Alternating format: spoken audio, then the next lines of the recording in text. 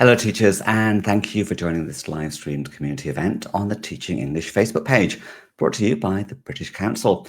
Today, we're talking about highlighting gender inequality in the classroom. And joining us is Khouloud Attaya. How are you today, Khouloud? Hi, everyone. Welcome to the event. Thank you. I'm fine. Thank you so much, Marcus. Excellent. Hello, teachers. My name is Marcus James. I'm part of the Teaching English team here at the British Council. And if you do have any questions or anything you'd like to share, please pop it in the live chat and we'll be feeding it into the discussion as we go along. So first of all then, Khouloud, you're based in Tunisia, is that right? Yes. Okay. Yes. And you Yeah. teach primary or secondary? I teach in a secondary school. Yes. Okay. So how are you dealing with gender inequality in your classes? Okay. First of all, it was like part of my thesis or mini thesis for my training for my training for my 2-year training to become a full-fledged teacher. And it started as a theoretical thing, and then when it's in a practical classroom, like in a real classroom, things are different, and all the theories is back now for the actions. Now it's for the actions to show and how you're gonna deal with bias and stereotypes when confronted with them, when students show them, or when yourself show something like biased comments or favoring some at the expense of others. So you take a moment and reflect on that. Okay, so if it's okay to ask, what motivated you, what provoked you into feeling that you needed to deal with gender inequality in your classes? That's actually a very personal matter. um, i've been I've been like excited and shown an enthusiasm from my school years to empower women and to feel our voices are heard, and we are heard. So that's the primary reason. Okay, so like obviously you're a teacher of English language in school. Yes, I'm a teacher. I'm an English teacher. Okay, so I mean, does gender inequality feature as part of the curriculum in your school, or is it something that you've wanted to kind of bring in yourself? Yes, actually, that's a very good point, because the Tunisian curriculum is like a very it's a very good one, because there are actually lessons that are entitled gender inequality, gender prosperity, and the themes there are mainly to empower women and to make them feel heard and seen. That was a very motivating reason to finish what I had started in the training. Okay. Teachers watching, you probably noticed if you're watching us live, there is an interactive poll on your screen. It's a simple yes/no question, basically. Do you address gender inequality in your classes? Right now, the poll is running at 50-50, which is quite interesting. So we'll leave it up for a couple of more minutes. So Khouloud, how? I mean, give us a practical example. I mean, we all have those English language course books that feature the usual kind of topics, holidays, the past, innovation, inventions, future plans. Is there room to integrate of issues of gender inequality within the syllabus? Yes, actually, I've been thinking about it the whole morning, and I concluded that gender equality and the gender related topic can be included in almost every topic possible, because I recently included it in a sports session, a session on child labor.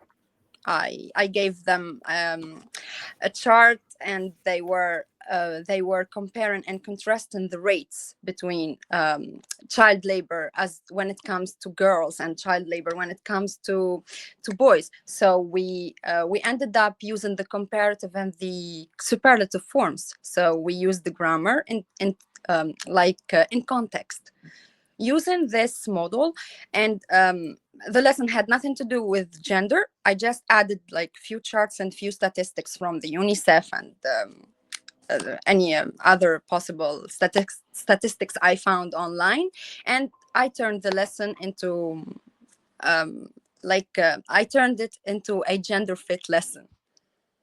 I absolutely love that. And in fact, you're talking about, even child labor, which, is a whole issue into itself. But I never actually considered or realized that there is gender inequality within that area as well. And of course, using those examples that you just mentioned there, comparative, I think we teach comparative at pretty much every level when we're teaching Exactly. English. And of course, there are so many opportune moments to bring in some statistics, as you mentioned there. Khouloud, I don't think you're going to like the results of our poll. Oh, I'm Um, surprised. um, the question was, do you address gender inequality in your classes? Yes was 17% and no is 83%. Okay, that's just slightly changed now. But yeah, still the majority of teachers who are watching who responded to our poll don't address gender inequality in their classes. So what would your advice be to them if they wanted to address gender inequality? And let's face it, for a fairer society, it probably is a good thing that we do that. How would teachers get started, do you think? Okay, actually, it's understandable. The results are understandable, and gender inequality poses a real problem in our societies, especially the one that are male dominated and they are deeply patriarchal, and actually, they can start doing two ways. You have two ways to do. That's a teaching tip. Either it's infiltrated, like it's implied, or it's a direct way to address it. So for my advice is to be the model you want to set, the behavior you want to see in your kids, in your children, these students in front of you, like set the standards high and be yourself the model. Don't use stereotypical language. Don't show it in your behavior. I've been reading comments like in the British Council Teaching English page, that was in May 2013, I guess, 2023, and there was this comment this post about do you favor boys over girls when it comes to feedback? And this is very interesting, because normally no one should, but it happens. Like this happens in I gave this example to my student last year in their final exam, and it was a math teacher who said who always reprimanded this girl for being the outspoken one and responding to questions. He said, your place is in the kitchen. You're not supposed to solve maths. No, now the boys who's about to. Yeah, that was the reading comprehension text I gave them last year, and they were really like, oh yes, and it's understandable, and it's almost everywhere, unfortunately. So be the example. Don't favor girls over boys or boys over girls. Achievement should be rewarded. As any minor or any little success could be not only rewarded, it could deserve some kind of acknowledgement, no matter is it from a boy or a girl, and show empathy. That's my second advice here. If you want them to be like active listeners, and you want them to be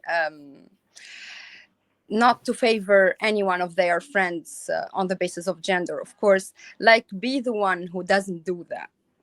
That's what I'm doing. I'm not a perfect example. I'm not pretending to be a role model, but at least I'm trying. Self-awareness might help, and it helps a lot. It helps me every time. And I have a journal. That's another tip. I have a journal when I self-assess myself. It's used for self-assessment, and I always write what I do in the classroom, almost once I finish the lesson. And I noticed that sometimes for instance, I use he more than she. Like, for examples, the doctor said something, or the doctor was good today.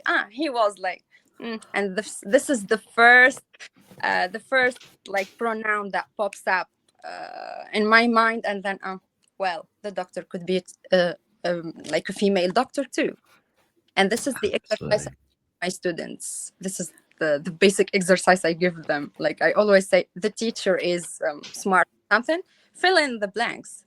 She or he is like a very good teacher.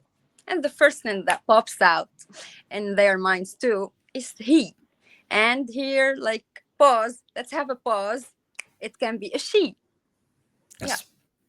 Absolutely. I absolutely love that. I mean, yeah, I think it does start at home, doesn't it? It starts with ourselves, our own gender biases, whether we're aware of them or not. But sometimes when people do call us out on them, then that's a wake-up call. That's a discussion that needs to be had. You're absolutely right. I mean, there are certain sort of gender pronouns that we use when responding to an idea where we don't know the gender, but we assume it. And obviously that is part of Yes. a much needed discussion, isn't it? Excellent. Just like to take a moment to give a quick shout out to teachers who are watching us and joining us live from around the world. We've got Mohammed Hussein in Bangladesh, Fatima Mercedes in Lima, Peru, Yusra, I'm not sure, but she says, good job, Khouloud. Vesna in North Macedonia, Mizele in Ethiopia, Artemis in Greece, Goke in Turkey, Rosa in Pakistan, Kyangwi in Kenya, Raja in Algeria, Slobodan in Serbia. So many teachers who are watching right now. And of course, gender inequality is it's more prevalent in certain parts of the world, obviously, but essentially it's a global issue. We're working in a globalized world right now, and of course, our opportunities are impacted by these kind of biases that we have to face, unfortunately. Okay. Excellent. Well, thank you so much for sharing your experience. Teachers watching, do let us know if gender inequality is something that you deal with in your lessons, and let us know and share with each other how do you integrate gender issues into your classes. Excellent. Got a few some comments coming in now. Vesna says, I'm a teacher in a secondary school and my classes, please comment, there is no gender difference among students. Okay. There should not be any difference on the basis of like gender, but here the problem is isn't like whether there is a gender difference like you put it, Vesna, or not. But the problem is even when it's not there in the class, it's somewhere else around these kids. So if you empower them to speak and to stand for to speak and equip them with tools in order to fight gender inequality wherever they go. They might like help and advocate for another person who is like discriminated against, or who is witnessing, or who is herself or himself um, bearing and witnessing like firsthand gender inequality. So it's not about our immediate environment. It can be those kids like having even their parents or their relatives, they could be going through some gender inequality issues, and they could help them when, of course, when we equip them with the tools and we train them in order to advocate. And yeah. Yeah, absolutely. A few follow-up comments, Khouloud.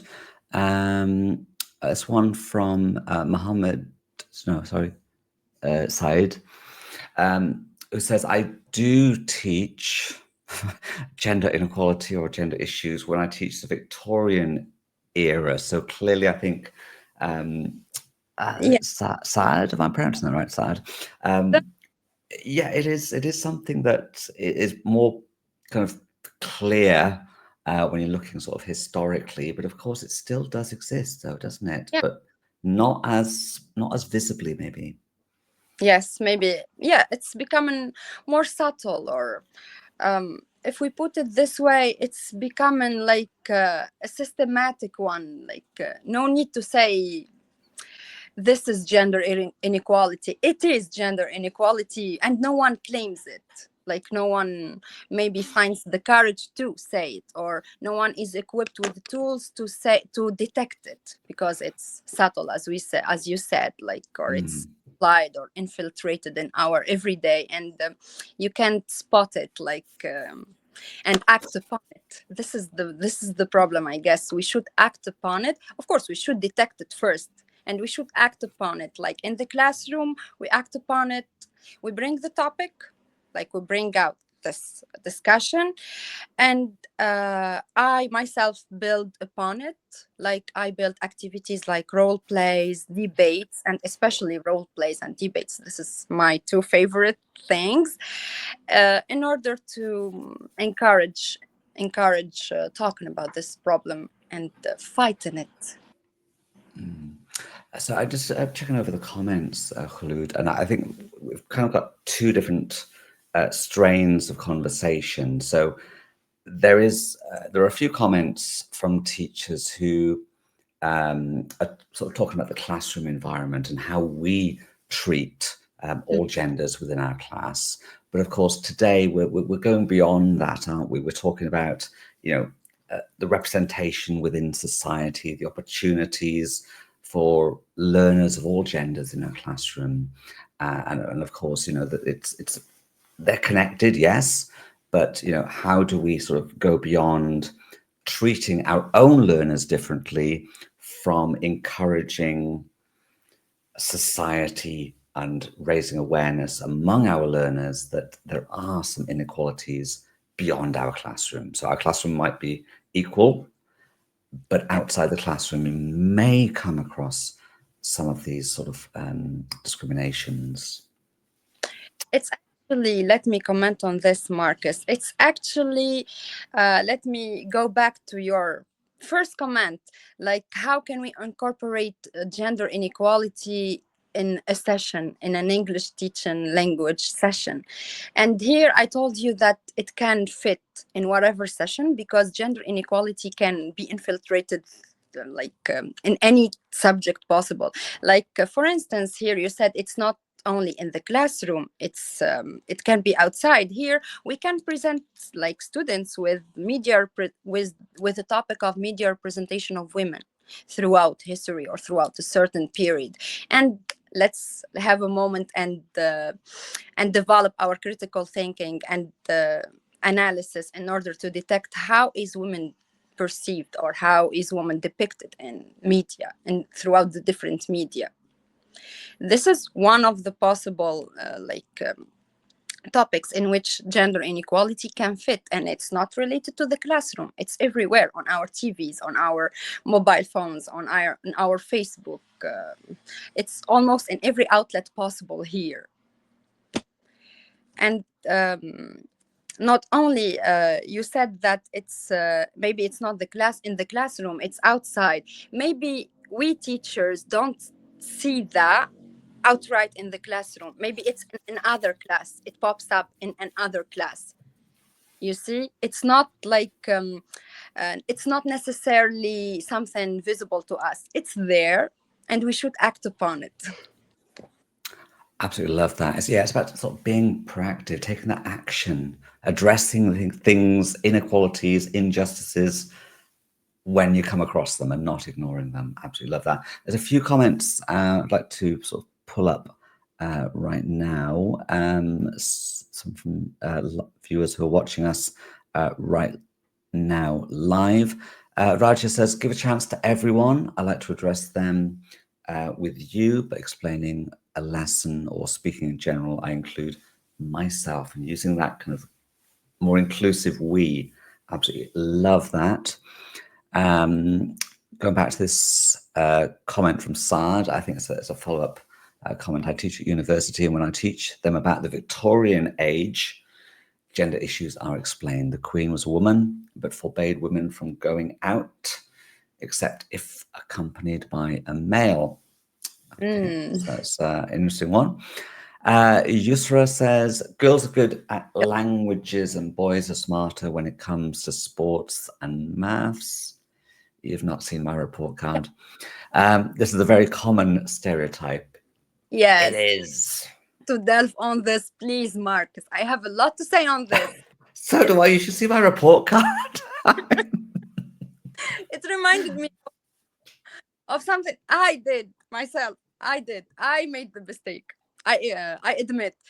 One day I said like we were working on the adjective smart and beautiful, and the first thing, sorry, I said was, she is a smart girl, and she is a beautiful girl. And now I learned the lesson. She is a beautiful girl, and he's a smart boy. And then for a moment I paused and I said, this is me. These are the stereotypes infiltrated in me. Like this is how we were raised. This is the examples we were we were um, we were exposed to. Yeah. And this is me returning that to the public. And from that moment on, um, I stopped this, and I started reflecting on these. And another thing, I did this same activity for my students. Like I provide them with different gender roles, and they would, for instance, when I told you that my favorite is role play and debates, with role play and role reversal, like the reversal role play, I usually assign them. I usually assign the boys with the female dominated activities, and the girls with the usually male dominated activities. And we were in my classes, when we have a role play, you would see a woman as a CEO of a big corporation, and a woman who is a coach of the national sports team, and a girl who is managing everything. And we're having boys who are taking these roles of like like doing house chores, like giving an interview about emotional well-being. That's usually assigned to girls. I don't know why, but it is like it is. Okay, so back to Suad's comment when teaching about girls and the queen in the Victorian era. Yes, I usually give them these examples that girls can be queens, can be leaders, can be CEOs, can be coaches, can be anything possible. And this not only is a funny thing or okay, that's good. No, that's actually bringing about their potential. And we can see like in the future, not in the near future, but we can see like these students become leaders themselves, become coaches themselves, not only restricted to those gender roles or gender careers that are limited by gender.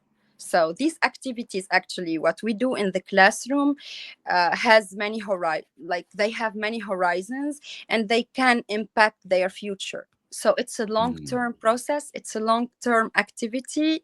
It doesn't show maybe in the classroom the effect. It doesn't. It's not an immediate effect, but it will show one day. Yeah, it's kind of a psychological change, isn't it? You know, as you mentioned, kind of breaking that cycle.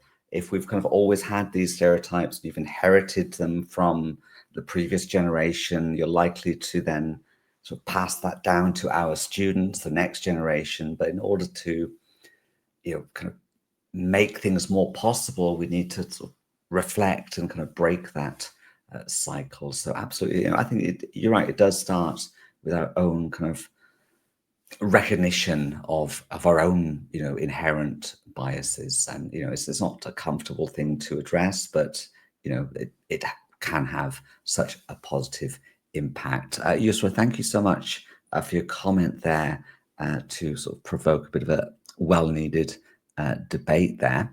A few more comments I'd like to bring up. Mercedes says, discrimination is not permitted in my classroom. We try to keep a nice classroom atmosphere. Always a good thing. Attitude needed. Exactly. Exactly.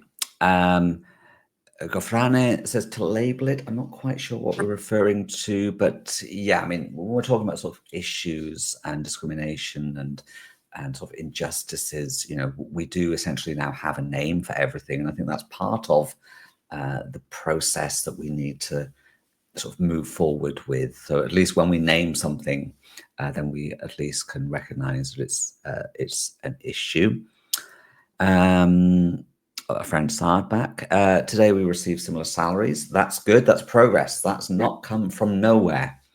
You know, that has come from a place of debate. Mohammed says Naam. Yes. I'm not quite sure what that was in response to. I hope it was the poll question. Do you address gender inequality in your classroom? Correct me if I'm wrong, Mohammed.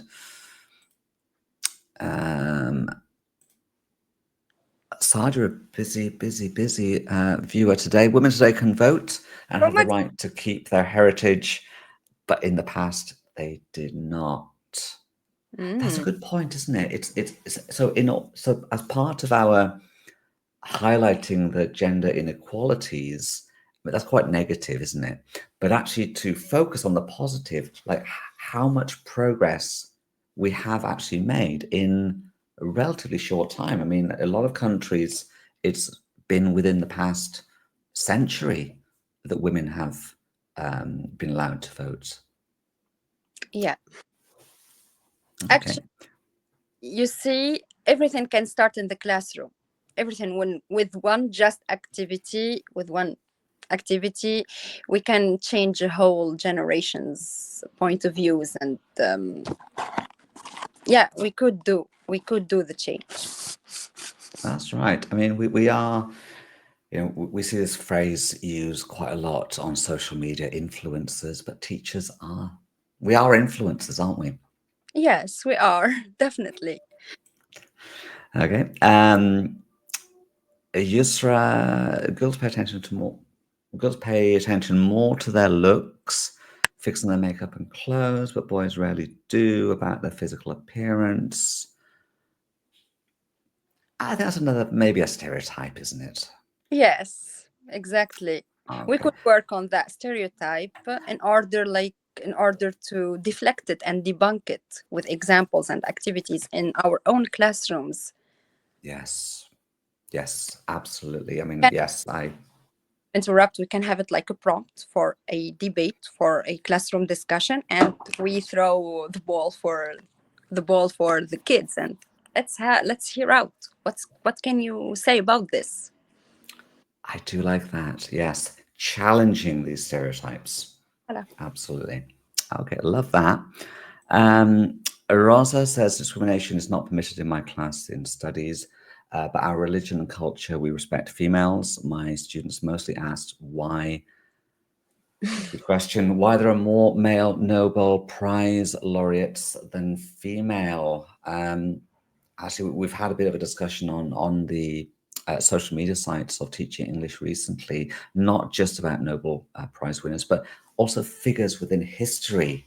There's a lovely example from Morocco that we shared recently. Um, uh, Kupacha. Sorry, I've forgotten the name now. But anyway, she was a sort of a figure in history who sort of changed the national politic by way of culture. And I think when we study history, there are way too many sort of male names that we come across, and not so many women that we need to be celebrating. Not just celebrating, but who can then inspire girls in our classes to understand that they can actually contribute at that level and beyond. Maybe it's our turn to like build Nobel Prize winners who are females. Exactly. Love that. And again, it's sort of just making sure that all of our learners understand that they're all able to reach these achievements. That yes, historically, obviously it may have been limited somewhat, unfortunately, but we are building a world. We are creating a society where everyone has the same opportunities to succeed and to win those awards. Is this very opportunity in order to make them make a research about the underrepresented women figures, like who contributed to society, but we're not aware of that. Yes, they can do that in the class side of the classroom. Absolutely. Love that. Okay. Bit of a okay, we're reaching the end, so let's go with a Yeah, very confrontational, provocative statement here. So Rahini says, we are taught to discriminate since the birth, as parents seem happy when the born child is male and less happy when the born child is female. So obviously we're talking about the sort of the family dynamic, society, as opposed to the English language classroom. But I think it's how would you deal with this? that's very related, because even when it doesn't show, like Swad and like we made these comments before, it's there in the psyche. No need to show you that we are unvoiced, we are unseen as women. It's there within us. We don't speak. We cannot be outspoken, intimidate. We should not like interrupt men, impolite. Like it's there, somewhere there, lurking in our memories or in our very psychology. So we teachers need to break with that, and we need to debunk this this habit. Okay, I think that's the second or third time you've mentioned that word debunk there. And I think, yes, you've really touched on that issue. It's not for the teacher to ignore, but for the teacher then to address it. And I Voilà. do like exactly what you just said there. So let's have a quick look at some final comments before we head off and enjoy the rest of our Saturday afternoons and evenings. Our friend Sardigan, yes, a giant leap. Great. Also, in class, I have more girls than boys. I think Good. generally within education and language, it tends to be sort of mostly dominated among women and girls, doesn't it? Yes. Okay. Maria, great session. Thank you, Maria. Thank you, Maria. Rosa, absolutely. I have made a special chart of female scientists. Love that. Voilà. And displayed it in my classroom. Yes, so more things that we can do to kind of inspire the next generation. Absolutely love that. Saad, your fingers must be hurting today. He's typing a lot of messages here. I know many successful women who are working online or who gave up their jobs to stay at home and relax while the husband is supposed to be the breadwinner. Again, a bit of a stereotype there, isn't it? Yes, and we could work on it. We could. Saad, hopefully you're part of the positive change. Teachers watching, thank you so much for joining us. There is a poll on your screen right now just to see if you found this session useful. We hope you have. It's only part of a discussion. Obviously, keep the discussion going in the comments in the live chat, but also, as Khouloud mentioned, reflect. Let's start thinking about our own inherent biases, and when we come across discrimination, how do we tackle that in our classrooms? Some great tips. Thank you so much, Marcus. Thank you. On a final note here, I know teaching gender inequality is not an easy, it's really a daring move, unfortunately. But here, I want to insist that it's not about promoting any agenda. It's not something like that. It's about ensuring that our students are treated fairly and equally, no matter how. And yes, this is it. Okay. No, it's been as we kind of explained before, is a much needed conversation, isn't it? Yes. So this is only just the first step. We need to kind of get people talking, sort of raising awareness of these issues, because it does impact not just our future and the future of society, but the future of all our learners and the next generation. Yes, definitely, yes. Okay. Excellent. Thank you so much, Khouloud. Thank you so much, teachers who are joining us from around the world, and we will see you next time. Thank you. Bye-bye, everyone. Bye-bye. Bye-bye.